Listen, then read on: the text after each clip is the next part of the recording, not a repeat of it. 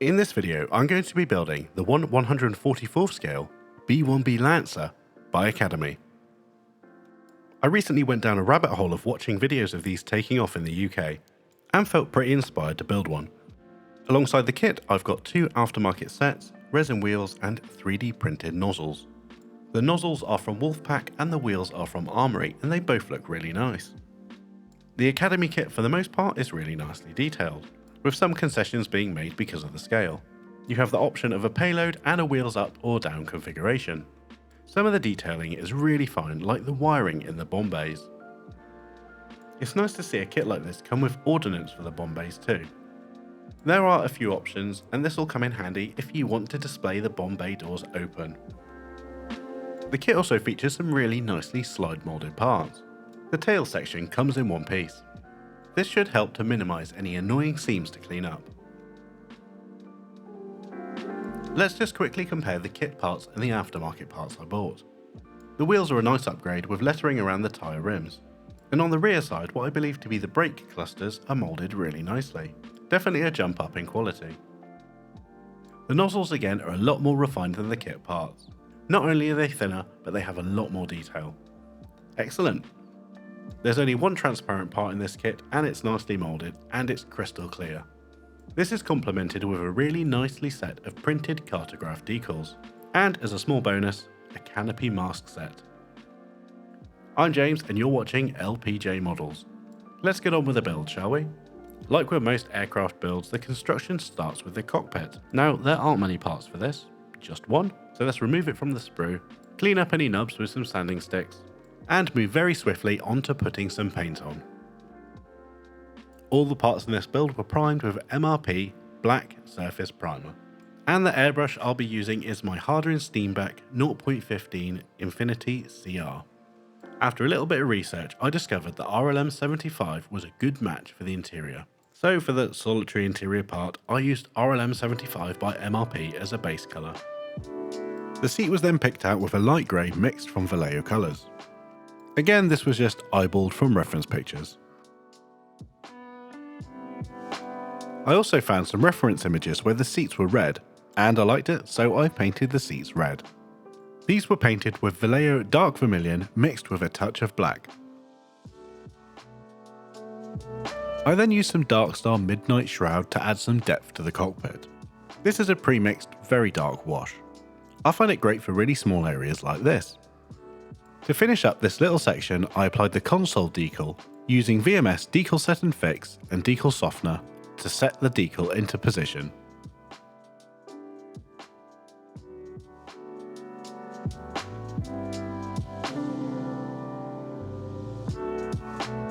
Once the decal had dried, our little cockpit section was given a coat of VMS matte varnish.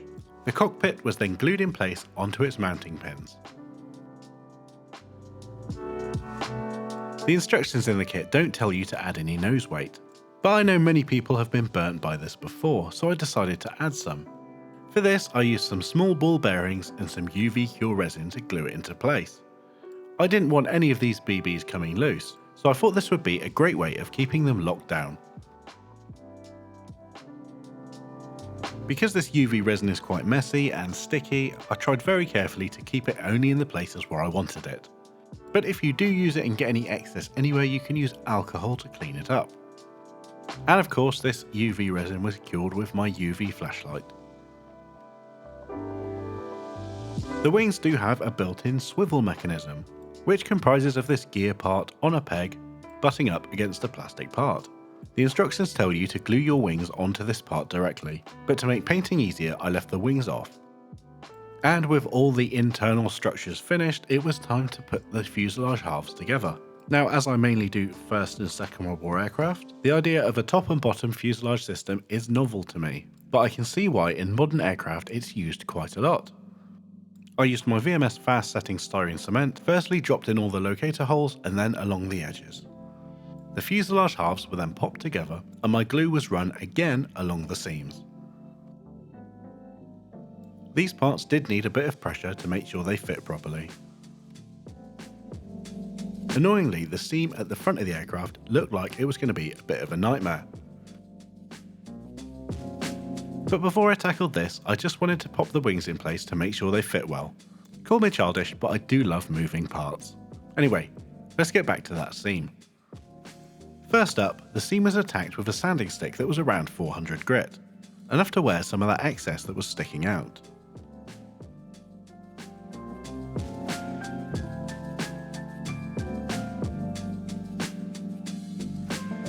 I then moved down the grits to make sure the fuselage section was smooth. Because I'd removed a fair amount of plastic to make sure the sides were level, I did have to rescribe some panel lines. And this might come round to bite me in the arse later on. To rescribe the panel lines, I used my Checkmaster razor saw both freehand and with some clear scribing tape as a guide. I tried to follow the remains of the original kit panel lines as best as I could. Now if I looked carefully at the decal sheet, I'd know that there was one panel line I didn't need to rescribe, but we'll find out about that later. Scribing tape is great on long sections. I know some of you have pointed out in the past that I should use it, but I don't tend to use it on curved sections like fuselages. But it is in my arsenal and it does get used, just rarely.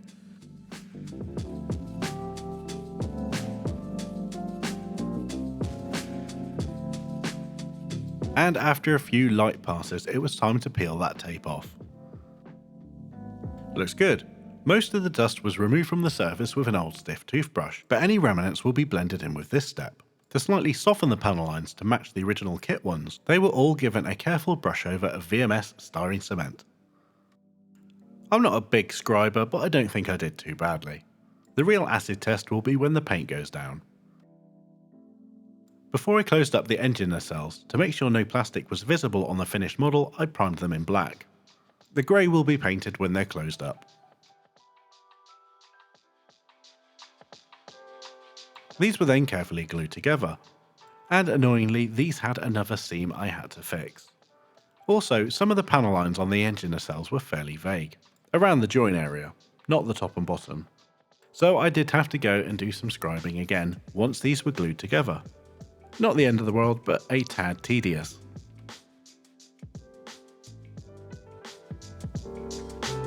Next up, I was really dying to see how those engine nozzles fit into the kit parts, and it's kinda lucky I tested them now. If you're using these aftermarket parts, do not glue these cones on at this stage, because you're going to need to do a little surgery. As you can see with this footage, the nozzles do not fit. There is a lip between the two parts that needs to be removed before the nozzles will fit nicely. And I brought out the big guns. I used my Dremel with a particularly nasty spiral spiky looking thing to remount the plastic on the inside of the parts. I had to be really careful not to over torque the tool because I'd end up melting through the plastic to the other side, which would probably have relegated this kit to the shelf of doom. But luckily with some patience and a steady hand, I reamed away the excess plastic. And finally, with a little bit of pressure and persistence, my nozzles went in. And I was still able to remove them for painting later on. Next up in the build, I added the lovely slide molded tail section. Just be slightly careful of alignment with this part, because there is a little bit of play and you need to get it lined up correctly. But as tail sections go, it fits nice. I then glued the engine nacelles onto the fuselage. Again, another simple procedure. The tailplanes had a great fit and I could just press these into place for now. I'll paint them off the model later. The landing gear was fairly straightforward, but the plastic was a little brittle, and I did have to make a few repairs. I also had to do a little bit of surgery to get the armoury wheels to fit onto the kit's landing gear parts. I needed to remove a few millimeters from the wheel stubs, and to do this, I used the kit parts as a guide for how much to remove. As long as my cuts are nice and true, and for the most part they were, I'd remove the right amount of plastic by using this technique. I then had to drill some holes where the wheels attached to the axles. For this I used a 0.7mm PCB drill bit. Once this was done, I could glue in some sections of wire. I wish I had some slightly more rigid wire, but this will be okay. Back to the main body of the aircraft, there is a slight texture on the upper fuselage half. It's a bit pebbly, so I went over this with a piece of sanding sponge just to knock that texture back. Before I could glue the canopy into place, I had to tint it. I mixed up 2 tint colours. For the smoke sections of the tint, not shown here, I used some clear varnish mixed with some black MRP. And for the orange section, I used Tamiya Clear Orange and Clear Blue. The real aircraft has an iridescent sheen to the canopy glazing. I tried to replicate this with some alclad copper mixed in, but it didn't look great. The canopy tint was built up with the airbrush with very light passes until it looked like this. I'm not 100% happy with it, but it's my first canopy tint and it's alright. Anyway, the canopy was pushed into place and the fit of this is great. There are no visible join lines at all, apart from the ones that are supposed to be there. Once it was in place, I ran in some extra thin VMS glue, just to secure it. Next up, the canopy masks were carefully applied. For this, I used a very sharp pair of tweezers. Luckily, the canopy masks supplied by Academy are a perfect fit, so there was no dramas in this step whatsoever.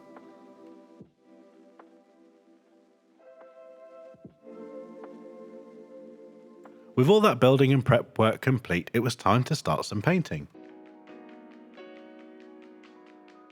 First up, the entire airframe was given a few coats of MRP black fine surface primer. This is ultra thin, so needs a few layers to build up. It's also a lot less forgiving than a primer like Mr. Surfacer, which has some micro-filling properties. This shows up all the bloopers.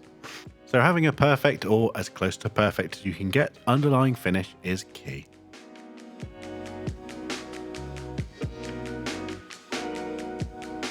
And talking of perfect surfaces, some of that texture showed up again on the upper surface.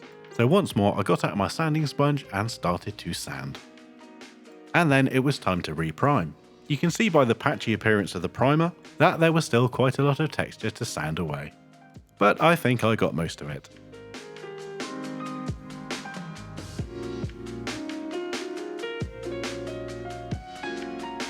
Let's talk paint. For this build, I'm going to be using MRP colours, as to be expected. Now the base colour will be MRP Gunship Grey, but grey is quite boring, so let's add a little bit of spice.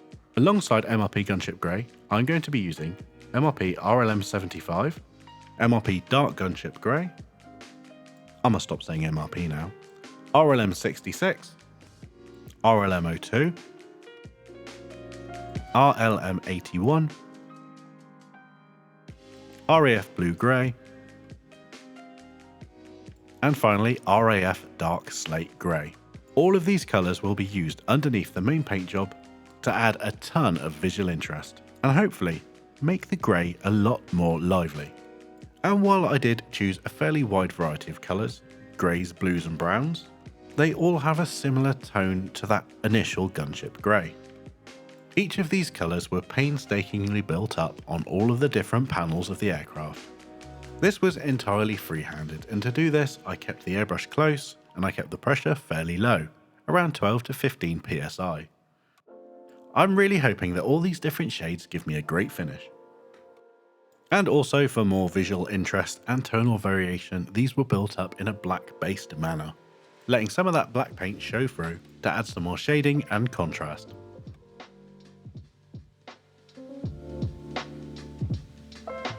As you can imagine, this was fairly time consuming.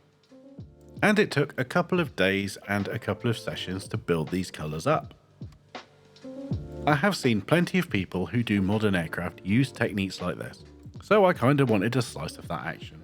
And although it was time consuming, it was actually quite fun. It's a technique where you can really lose yourself for a few hours. Anyway, that's enough waffle, it's time for the final blend coat. The key here is to build up the colour as lightly as you can. It's better to do several light passes and keep the effect than obliterate it in one go. So MRP Gunship Grey was built up, this time from a slight distance, with very light passes.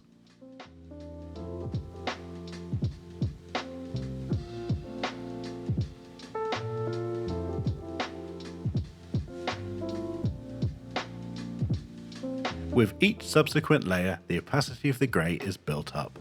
You can start to see everything blending together slightly. And being 144th scale, I kinda want the effect to be subtle. so I only want a small amount of that colour and texture and shading to poke through. So let's keep on spraying until we reach that optimum opacity.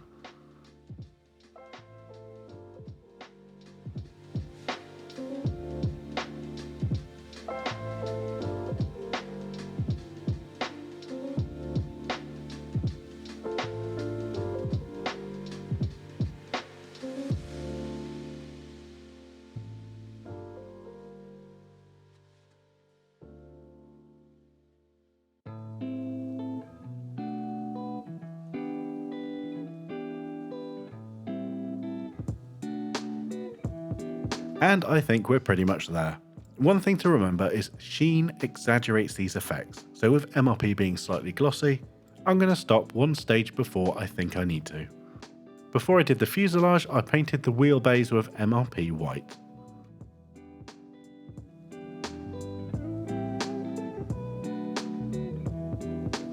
And to mask the wheelbase off, I used the wheels up kit option parts and secured these in place with blue tack to make sure I didn't get any overspray into the wheelbase. Any excess white overspray was reprimed with black, and then I moved on to modelling the entire fuselage. The wings took a while, but the fuselage took ages. But don't worry, I'm not going to put you through the torture of seeing me paint all of the fuselage, so let's just move on to the blend layer. You can see the shading is looking pretty zany, but that final blend coat will bring everything together nicely. Even though the fuselage is quite large, I'm still applying the paint with moderation and very carefully. It's easy with a big part to just go whole hog. It was pretty tempting to spray the paint on like some deranged paint fireman, but I resisted the urge.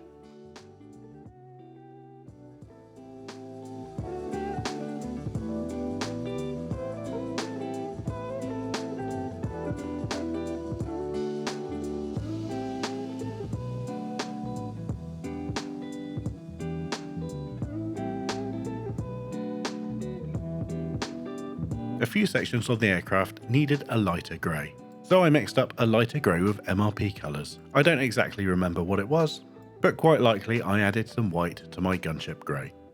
These were masked off because the transitions were on the panel lines and carefully painted. Next up, the landing gear legs were painted with MRP white. This step pretty much completed the main painting of the aircraft. And you might wince at the concept of white paint over black primer, but the coverage of these paints is pretty good. And here we have the final finished paint job. I think that came out pretty nicely. The textures and effects are nice and subtle, and they'll be even more subtle after a satin coat. But we'll see that in a moment. First up, it's time to apply the decals. As usual, these are going to be applied onto bare paint, with VMS Decal Set and Fix as my setting solution, and VMS Decal Softener to settle the transfers down into the panel lines. After a short soak, the decals were ready to be slid off their backing paper. These are really nice quality and the registry is excellent. And really nicely for a modern aircraft, there aren't too many transfers to do.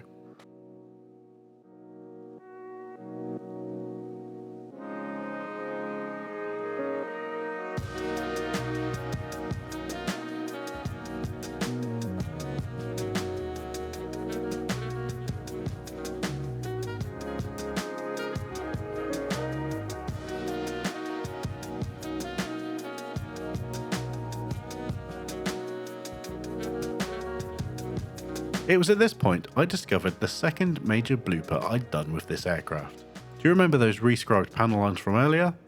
Well, I didn't rescribe them in exactly the right place, and Academy supply some of these panel lines as a transfer. So I have really snookered myself here. I'm towards the end of the build, and I kind of want to crack on with something else. So motivation to fix this was non-existent, so I didn't. Now I might get a telling off from some of you saying, you know, pride of work, but the hobby is supposed to be fun, and the prospect of fixing this did not seem fun whatsoever, so I left it. The walkway decals on the wings were supplied as a massive part with a big clear section. To make these go down a bit better, I cut the clear section away. And while long spaghetti-like decals are harder to put down, I don't have to deal with a large clear area. And because I decal straight onto paint, I've got to be a lot more careful with large clear decals. If I lose any decal adhesive from the soaking process, it's game over. And as I mentioned earlier, all the decals were snuggled down with VMS decal softener. And they reacted really well to this setting solution. And to seal all the decals in, I gave the aircraft an entire coat of VMS matte varnish. And after about an hour, I changed my mind and then decided to give the entire aircraft a layer of VMS satin varnish. It just looked more appropriate. Okay, let's paint some of the finer details before we move on to the last step, which is weathering. The jet nozzles were primed with Mr. Colour Bueno GX2 Gloss Black, an absolutely perfect base for alclad metallics.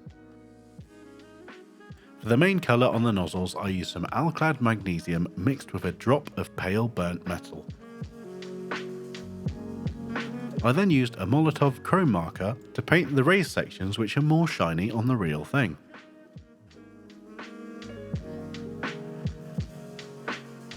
The wheels were painted with black and then given a coat of white using a circle template to make sure it was neat.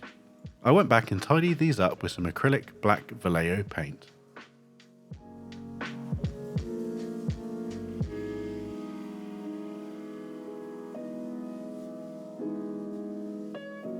With reckless abandon, I then glued the landing gear into place. I say with reckless abandon because I did get a blob of super glue, marvellous, on this black section of the aircraft. I can't catch a break here. And with those parts added, it's time to add some weathering. And because of the scale, I'm going to keep it really light. For my main pin wash, I used a MIG Ammo oil brusher, Starship Filth.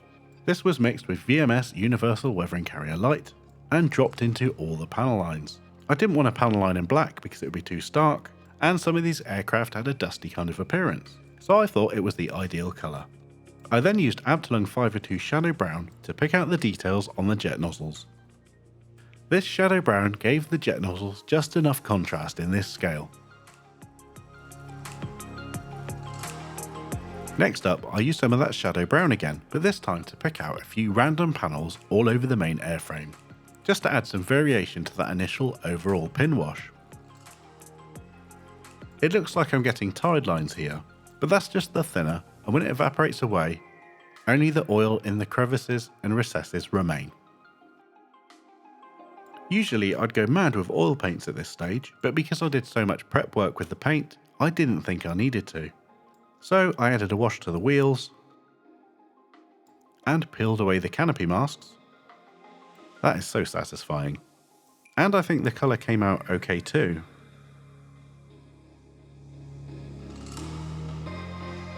Anyway, once the canopy masks were peeled, the build was complete.